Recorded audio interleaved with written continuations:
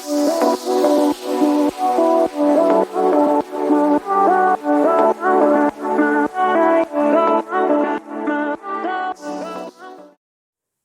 mendengar kata PAUD, yang terlintas di pikiran pasti mengenai anak-anak yang berusia 0-6 tahun. Pada pendidikan anak usia dini, anak akan mendapatkan bekal untuk menjadi pribadi yang mandiri. Dengan kemandirian tersebut, akan menjadikan anak untuk mudah bersosialisasi, percaya diri, memiliki rasa ingin tahu yang besar, bisa mengambil ide yang baik, mengembangkan ide yang mereka miliki, dapat beradaptasi, memiliki semangat belajar yang tinggi, dan kreativitas yang tinggi. Karena tujuan utama pendidikan anak usia dini adalah membentuk anak agar mereka tumbuh sebagai anak yang berkualitas. Seperti apa anak yang berkualitas itu? Anak yang berkualitas yaitu anak yang tumbuh sesuai tahap perkembangan dan sesuai dengan umurnya. Pendidikan anak usia dini juga akan membantu anak dan menyiapkan bekal pengetahuan anak untuk melanjutkan pendidikan ke tingkat dasar. Selanjutnya, membantu anak menyiapkan dan mencapai kesiapan belajar di sekolah. PAUD. Kita tentu sering mendengar kata tersebut. Namun, apakah kita sudah mengetahui dengan jelas apa itu PAUD? Nah, pendidikan anak usia dini yang selanjutnya disingkat PAUD merupakan suatu upaya pembinaan yang ditunjukkan kepada anak usia 0-6 tahun yang dilakukan melalui pemberian rangsangan pendidikan untuk membantu pertumbuhan dan perkembangan jasmani serta rohani agar anak memiliki kesiapan dalam memasuki pendidikan lebih lanjut. Singkatnya, PAUD ini memiliki beberapa komponen yang dapat dijabarkan dari rumusan tersebut di atas, yakni yang pertama, PAUD berisi program pembinaan berupa kegiatan pendidikan. Yang kedua, sasaran PAUD adalah anak usia 0-6 tahun.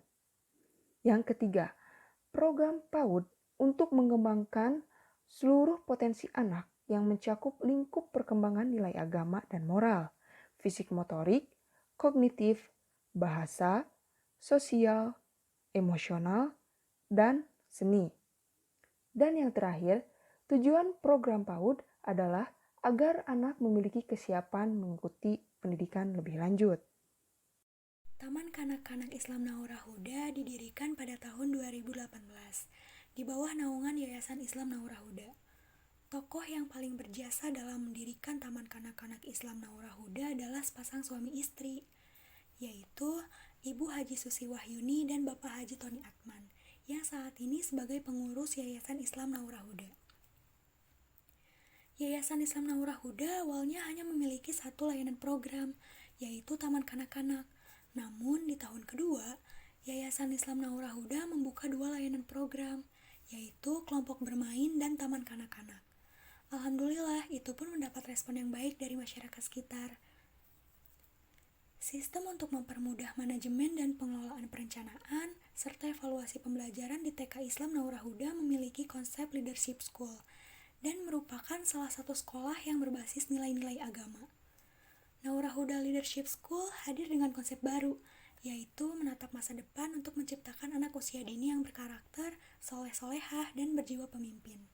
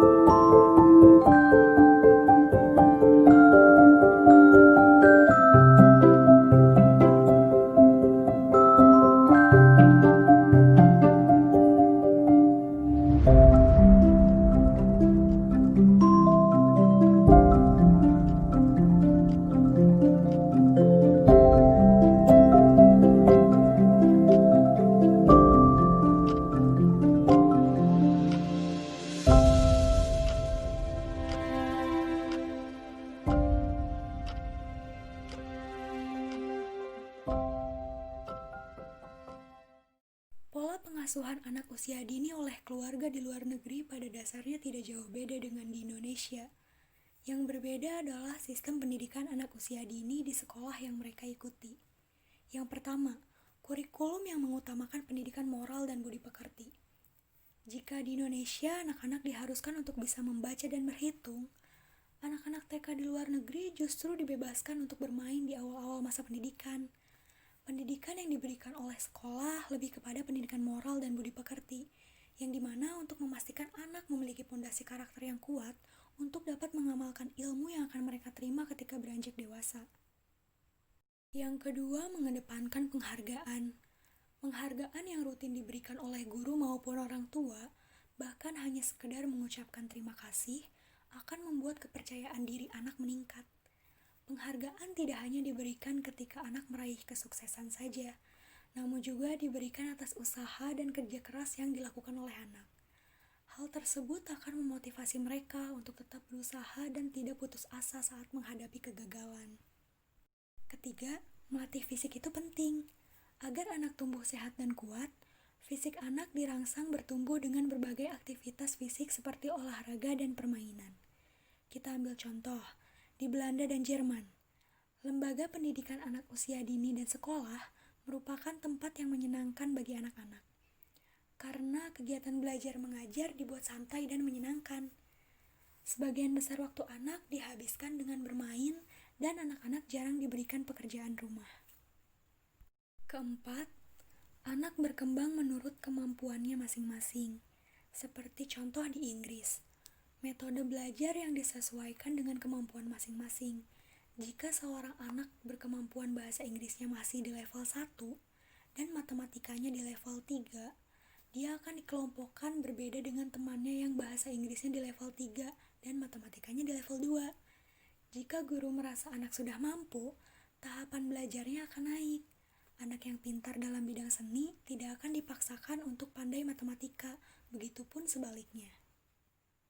Maka dari itu, kami mengambil salah satu contoh kebijakan yang diterapkan di Finlandia. Pasti kita sudah tidak asing kan mendengar negara Finlandia. Tujuan dari program sekolah taman kanak-kanak di Finlandia adalah membantu anak mengembangkan kemampuan belajar untuk belajar atau learning to learn skill. Lalu membantu anak mendapatkan citra positif diri dan berbagai basic skill. Membantu untuk mendapat pengetahuan dari berbagai bidang studi yang sesuai dengan rentang usianya. Dan salah satu rahasia kesuksesan pendidikan Finlandia, khususnya pendidikan usia dini, adalah lingkungan sekolah yang damai, tenang, dan menyenangkan. Disebutkan juga bahwa pendidikan adalah tentang bagaimana menjauhkan anak dari stres dan membuat anak tenang. Itu poin besarnya, yaitu setiap sarana pendidikan anak, baik itu sekolah maupun item-item lainnya, harus mampu membuat anak rileks, tenang, dan bahagia. Terdapat beberapa kebijakan sistem pendidikan di Finlandia. Yang pertama, di negara Finlandia, guru adalah profesi terhormat dan membanggakan. Yang kedua, adanya pendidikan untuk anak usia dini. Yang ketiga, kurikulum yang konsisten. Yang keempat, meminimalisir ujian. Yang kelima, tidak ada ranking. Dan yang terakhir, biaya pendidikan di Finlandia pun ditanggung oleh negara. TK Islam Naura Huda memiliki kurikulum unggulan, yaitu menggunakan K13 dengan karakteristik mengoptimalkan perkembangan anak, menggunakan pembelajaran tematik dengan pendekatan saintifik dan lain-lain. Selain itu juga, dari segi fasilitas yang dimiliki TK Islam Naura Huda menurut kami sudah cukup baik, karena kebutuhan perkembangan anak dapat dipenuhi dengan kegiatan bermain indoor dan outdoor dengan model pembelajaran sentra, dan juga terdapat pojok baca di setiap ruangan. Selain itu juga, kualitas pendidik di TK Islam Naura Huda memiliki kualifikasi akademik minimal S1 kependidikan dan memiliki kompetensi pedagogik, kepribadian, sosial, dan profesional di bidang PAUD, serta memiliki kompetensi keagamaan. Beberapa keunggulan tersebut membuat kami tertarik untuk menggali lebih dalam mengenai TK Islam Naura Huda.